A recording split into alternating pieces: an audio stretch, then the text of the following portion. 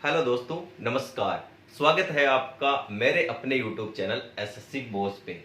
दोस्तों, जैसा कि आपको पता है कि मेरा नाम है दिनेश कुमार और दोस्तों मैं 2024 का फाइनल सीजीएल सिलेक्टेड बंदा हूं। और दोस्तों, हमारे YouTube चैनल पे हम ऐसी वीडियोस ला रहे हैं जिसकी वजह से जो प्रिपरेशन के दौरान मिस्टेक्स जो एस्पिरेंट्स करते हैं गवर्नमेंट जॉब की तैयारी में, क्या क्या मिस्टेक्स की जा सकती है और दोस्तों किन किन चीज़ों से आप उन मिस्टेक्स को मतलब क्या ऐसी ट्रिक्स आप अपना सकते हैं, क्या किस तरह से आप अपने प्रिपरेशन को बूस्ट कर सकते हैं कि आपको कम टाइम में गवर्नमेंट जॉब मिल जाए। और दोस्तों, आज के टाइम में गवर्नमेंट जॉब लेना काफ़ी मुश्किल हो गया है। तो दोस्तों, इसी चीज़ को ध्यान में रखते हुए हमारा आज का नेक्स्ट वीडियो है। दोस्तों, अगर आप हमारे चैनल पर नए हैं तो हमारे चैनल को सब्सक्राइब कर लीजिए, हमारे चैनल को ज्वाइन कर लीजिए, ताकि कोई भी जो एसएससी से रिलेटेड या गवर्नमेंट जॉब से रिलेटेड आपको कोई भी जानकारी हो तुरंत आपके पास पहुंच जाए। और दोस्तों, क्या क्या प्रिपरेशन के दौरान आपको ध्यान रखना है, किस किन चीज़ों का, किस तरह से आप टाइम मैनेज कर सकते हैं, किस तरह से आप रिवीजन कर सकते हैं। दोस्तों, इसके लिए भी मैंने अपने यूट्यूब चैनल पे कंप्लीट डिटेल जो स्ट्रेटेजी वीडियो डिस्कस की है, जहाँ पे मैंने मैथ्स, इंग्लिश, रीजनिंग और जीके जीएस इन सब के लिए दोस्तों अलग सेपरेट वीडियो बना दी है। अगर आपने वो नहीं देखे तो एक बार उनको जरूर जाके देखिए। और उनमें हमने ये भी बताया है कि आपको डेली बेसिस पे किस तरह से स्टडी करनी है।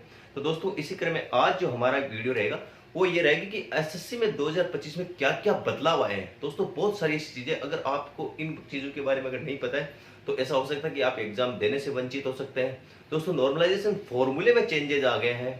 दोस्तों, अब वो चीजें नहीं रहेगी कि कट ऑफ 200 प्लस जा रही है, या फिर ऐसे कैंडिडेट है जिनके स्कोर 200 में से 215 217 नंबर आ रहे हैं। तो दोस्तों, आज हम इस वीडियो में यही सारी चीजें डिस्कस करेंगे। बस आप वीडियो को अंत तक जरूर देखिएगा।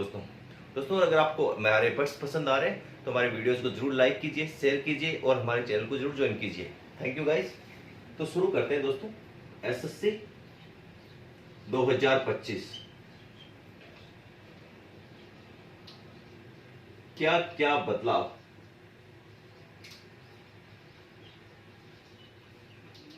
दोस्तों, एसएससी की बात करूं तो इसका कैलेंडर पहले आउट हो चुका था, जिसमें कंप्लीट डिटेल दी हुई है आपको कि कब कौन सा एग्जाम होगा। और दोस्तों, इसका पहला फॉर्म भी जो आ चुका है वो एसएससी सिलेक्शन फेज 13 का फॉर्म आ चुका है। दोस्तों, पहली एसएससी की सरकारी नौकरी का फॉर्म आ चुका है, 2 जून से चालू हो चुका है।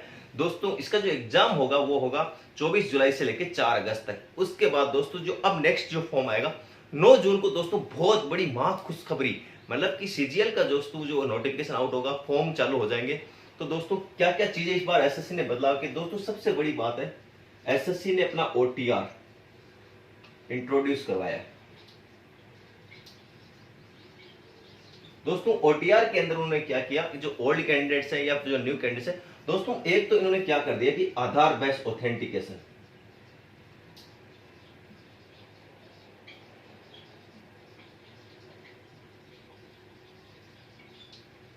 दोस्तों, इसका मेन पर्पस ये है कि एसएससी में बहुत सारे ऐसे लोग हैं जो क्या है कि जिनकी अभी एज नहीं हुई या फिर जिनकी एज बहुत ज्यादा हो चुकी है, लेकिन फिर भी वो एग्जाम देते रहते हैं। और जब फाइनल जब रिजल्ट आता है उसके बाद दोस्तों वो अपने आप को वापस बैक कर लेते हैं।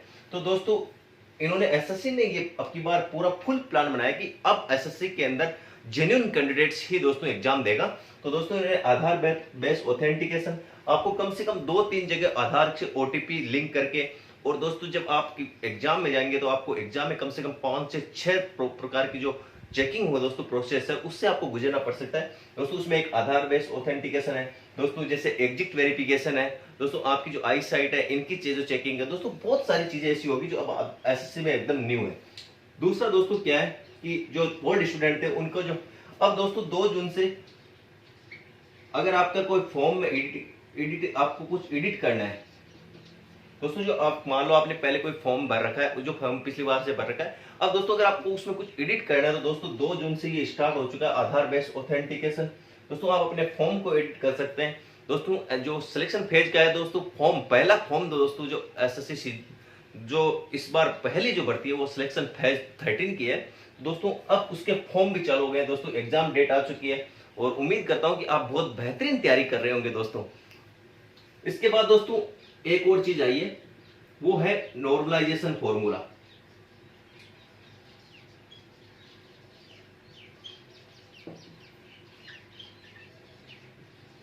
दोस्तों, एसएससी ने इस बार क्या चेंज किया है, नॉर्मलाइजेशन फॉर्मूला मैं आपको बताता हूं नॉर्मलाइजेशन होता क्या है। दोस्तों, जैसे एसएससी का जो सीजीएल का एग्जाम की हम बात करें तो सीजीएल का जो प्री का एग्जाम है दोस्तों वो 36 शिफ्ट में एग्जाम होता है। तो दोस्तों उस एग्जाम पेपर में अब आपको भी पता है कि जब 36 शिफ्ट में कोई पेपर होगा दोस्तों, किसी का लेवल अप रहेगा, किसी का लेवल डाउन रहेगा, कुछ का मीडियम रहेगा। तो दोस्तों सबको एक बराबर स्टेज पे लाने के लिए दोस्तों नॉर्मलाइजेशन फॉर्मूला यूज किया जाता है। लेकिन दोस्तों जब ये काफी टाइम से एसएससी एक ही फॉर्मूले को रिपीट करती जा रही थी और दोस्तों उसमें काफी सारी मिस्टेक्स आ रही थी, तो दोस्तों एसएससी ने एक न्यू नॉर्मलाइजेशन फॉर्मूला अप्लाई किया है यहाँ पे दोस्तों। और दोस्तों ये ऑफिशियल वेबसाइट पे आ चुका है, कल इसका एसएससी का ऑफिशियल नोटिफिकेशन भी आ गया कि अब हम ये नॉर्मलाइजेशन फॉर्मूला, दोस्तों अब जो नॉर्मलाइजेशन फॉर्मूला है वो एवरेज बेस,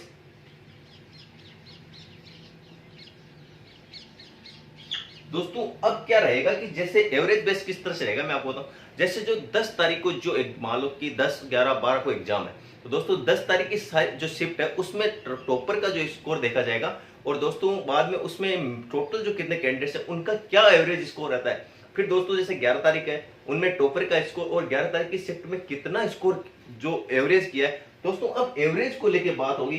तो दोस्तों अब इसका फायदा क्या होगा, जो न्यू नॉर्मलाइजेशन जो फॉर्मूला है दोस्तों, इसका फायदा ये होगा कि अब आपकी कट ऑफ ऐसा नहीं कि किसी कैंडिडेट के जैसे 200 में से 212 नंबर आ गए, अब दोस्तों कट ऑफ भी डिक्रीज होगी। दोस्तों इसका फायदा ये होगा कि अब आपकी जो कट ऑफ है ना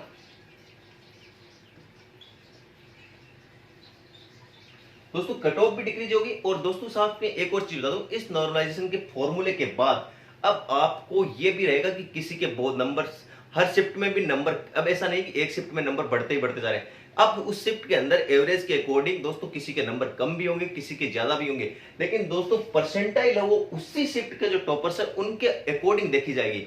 यानी अब दोस्तों जो नॉर्मलाइजेशन का जो एसएससी ने जो फॉर्मूला इंट्रोड्यूस किया दोस्तों, बहुत ही बेहतरीन फॉर्मूला एसएससी यहाँ पे लेके आई है। और दोस्तों इसका फायदा होगा कि जो जेन्युइन कैंडिडेट्स है उनको दोस्तों जॉब मिलेगी। तो दोस्तों एसएससी ने क्या क्या किया है, ओटीआर इंट्रोड्यूस करवा दिया, आधार बेस्ड ऑथेंटिकेशन। दोस्तों नॉर्मलाइजेशन का जो फॉर्मूला बिल्कुल चेंज कर दिया गया दोस्तों, रेलवे वालों से भी बिल्कुल डिफरेंट है और एसएससी ने जो खुद का पुराना फॉर्मूला था उसको भी दोस्तों बिल्कुल हटा दिया है। तो दोस्तों ये सारी चीजें तो थी। इसके अलावा दोस्तों हम अगर बात करें और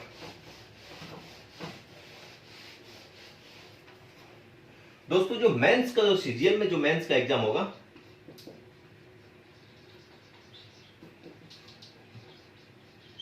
वो दोस्तों एक ही शिफ्ट में होगा, ओनली वन शिफ्ट। दोस्तों जो सीजीएल मेंस का या कोई भी जो मेंस के एग्जाम होंगे दोस्तों वो वन शिफ्ट में होगा, यानी मेंस के अंदर आपको किसी भी नॉर्मलाइजेशन के प्रोसेस से गुजरना नहीं पड़ेगा। दोस्तों साथ ही जो इस बार जो पेपर का लेवल रहेगा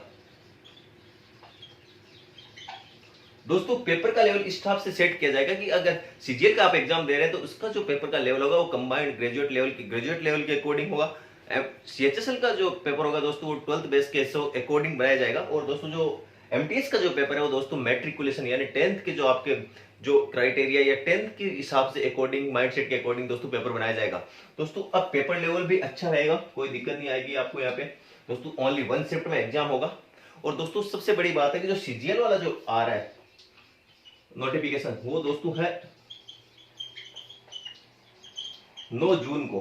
दोस्तों 9 जून को आपकी टोटल वैकेंसी भी डिक्लेयर की जाएगी कि कितनी वैकेंसी इस बार है। और दोस्तों जो आरटीआई के थ्रू पता लगा है कि इस बार लगभग 15,977 वैकेंसी आ सकती है। और दोस्तों साथ ही एक और चीज, दोस्तों सीजीएल के अंदर इस बार 3 नई पोस्टें ऐड हो गई है।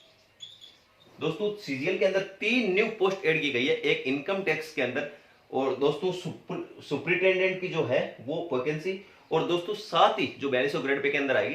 साथ ही दोस्तों अब की बार ईपीएफओ जो या जो अपना सेंटर के कर्मचारियों का पीएफ और जीपीएफ इनसे जो रिलेटेड जो फंड वगैरह की जो डिपार्टमेंट है उसके दोस्तों जो ईएसआईसी जो डिपार्टमेंट बोलते हैं जिसको दोस्तों, इसके अंदर जो भी वैकेंसी है जैसे एलडीसी की, यूडीसी की, एएसओ की, दोस्तों हो सकता है कि इस बार सीजीएल के थ्रू ही उनको भरा जाए। तो दोस्तों ये बहुत बड़ी अपॉर्चुनिटी आपके सामने है कि 2025 में दोस्तों, और एग्जाम डेट भी आपके सामने आई हुई है 17 तारीख से लेके दोस्तों 30 अगस्त तक एग्जाम रहेगा। और दोस्तों मेंस इसका आपको पता है कि लगभग 90 डेज के बाद दोस्तों मेंस एग्जाम हो जाता है। तो दोस्तों अब आपके पास इतना वक्त नहीं बचा कि आपको क्या, दोस्तों अब आप एक कंप्लीट रूट जो शेड्यूल है उसके तहत तैयारी कीजिए। और दोस्तों किस तरह से आपको इस प्रॉपर सारी चीजों को साथ लेके चलना है, इसके लिए मैं एक और नेक्स्ट वीडियो लेके आऊंगा जहां पे हम सीजीएल के बारे में कंप्लीट बात करेंगे कि किस तरह से आप एक डेली रूटीन फॉलो करके कंटिन्यू सारे सब्जेक्ट को एक साथ लेके चल सकते हैं, किस तरह से आप मॉक देने हैं, आपको अब प्री के लिए कितनी तैयारी करनी चाहिए। तो दोस्तों ये सारी चीजें डिस्कस करेंगे इस वीडियो में। हमने सिर्फ ये डिस्कस किया है कि एसएससी ने 2025 में क्या क्या बदलाव किए हैं, नॉर्मलाइजेशन फॉर्मूले में क्या बदलाव किया है, फॉर्म भरने में क्या फॉर्म है, आधार वेट और ऑथेंटिकेशन क्या है, ओटीआर क्या है। दोस्तों ये सारी चीजें हमने इस वीडियो में डिस्कस की।